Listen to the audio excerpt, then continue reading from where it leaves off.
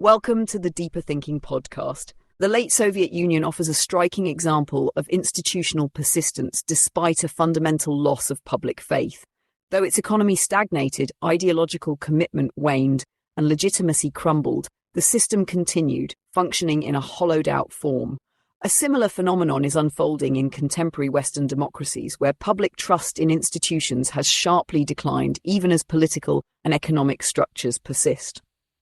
Official narratives still emphasize economic resilience and democratic stability, yet growing sections of the population experience stagnation, precarity, and disillusionment. Empirical data reflects this growing disconnect.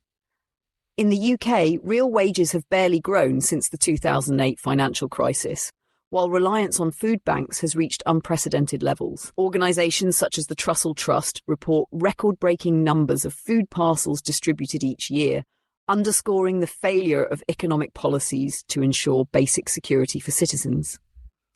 In the United States, home ownership has become increasingly unattainable for younger generations as housing costs skyrocket. Simultaneously, trust in government has reached historic lows, with most Americans believing their leaders do not represent their interests. These trends reveal a stark contrast between the proclaimed stability of democratic systems and the material conditions many people face. Jean Baudrillard's theory of simulacra provides a framework for understanding this paradox. In advanced societies, symbols lose their connection to reality, becoming self-referential illusions.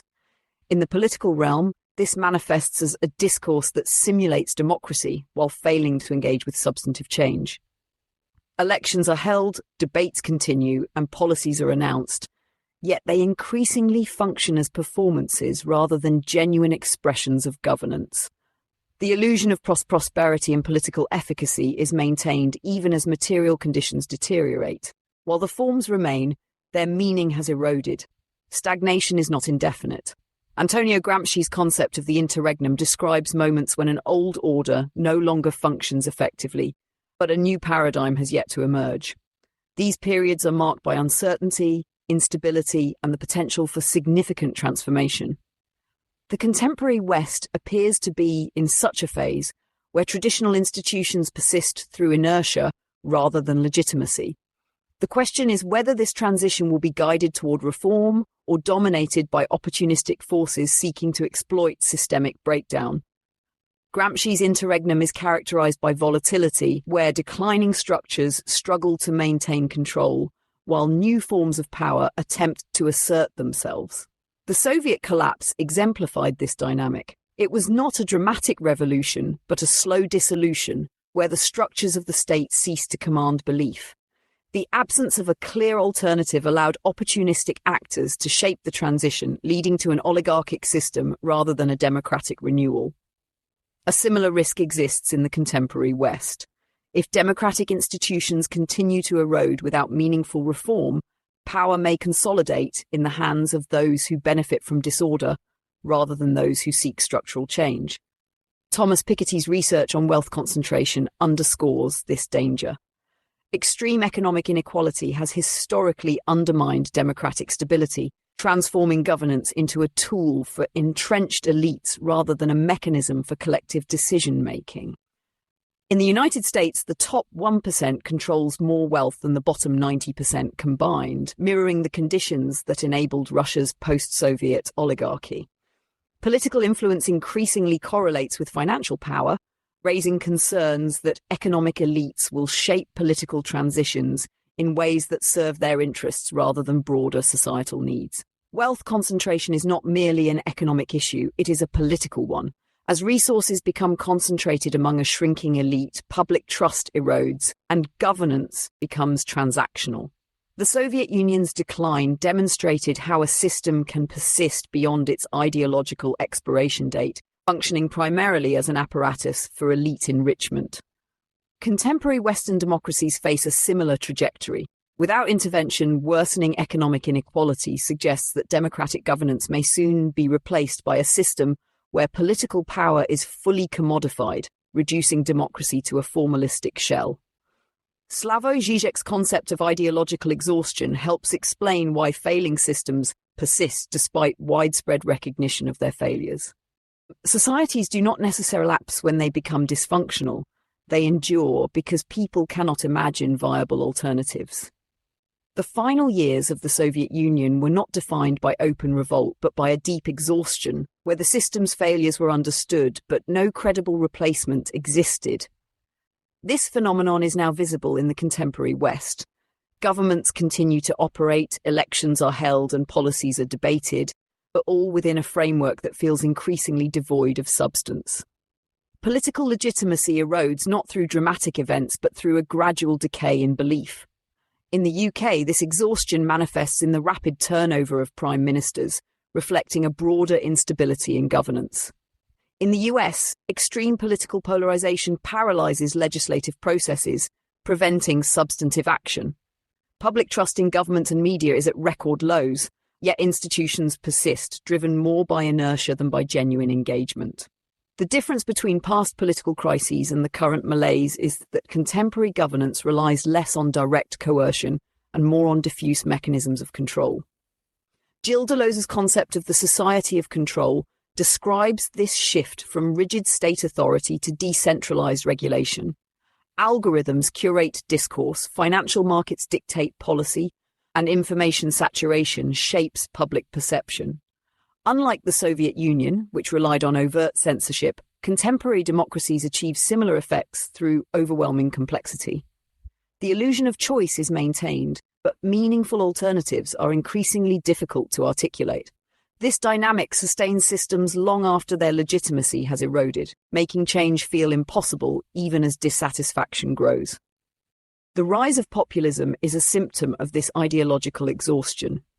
These movements do not necessarily offer coherent alternatives, but channel disillusionment into reactionary politics.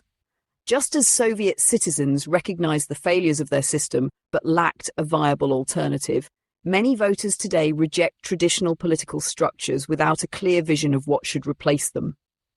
Populist movements capitalize on this uncertainty, offering simplistic narratives that often reinforce existing power structures rather than dismantling them. In moments of systemic decline, the most immediate political forces are often those that exploit chaos rather than those that build new frameworks. Walter Benjamin's concept of historical ruptures challenges the assumption that societies progress linearly. Instead, history moves through moments of crisis, where established orders collapse and new paradigms emerge. These ruptures are often unrecognized until they have already passed. The final years of the Soviet Union illustrate this process. The structures of power remained, but their meaning had dissolved. Contemporary Western democracies exhibit similar patterns.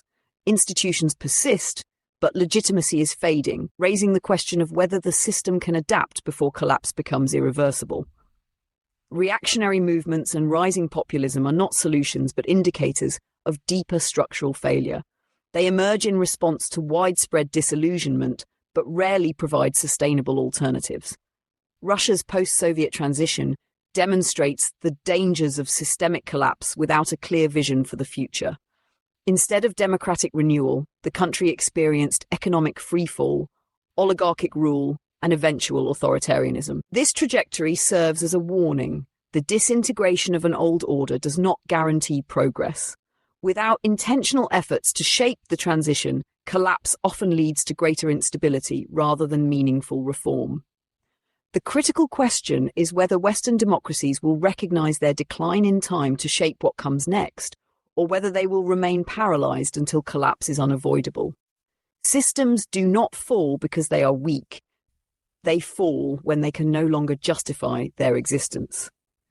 The Soviet Union persisted long after its ideology had lost credibility, but when collapse came, it was sudden and irreversible. Contemporary democratic institutions face a similar risk. If governance remains performative rather than substantive, the eventual rupture may be dictated by those who exploit disorder rather than those who seek renewal. To prevent such an outcome, transitions must be deliberately shaped. If left to market forces, political opportunists, or reactionary movements, the decline of liberal democracy may not lead to something better, but to something worse. The challenge is not simply to endure the unraveling, but to build structures that replace the failures of the present rather than reproduce them in new forms. The fate of the Soviet Union demonstrates that when legitimacy erodes beyond repair, the collapse of institutions is not an abstract possibility but an inevitability. Whether the contemporary West can recognize this trajectory in time remains an open question.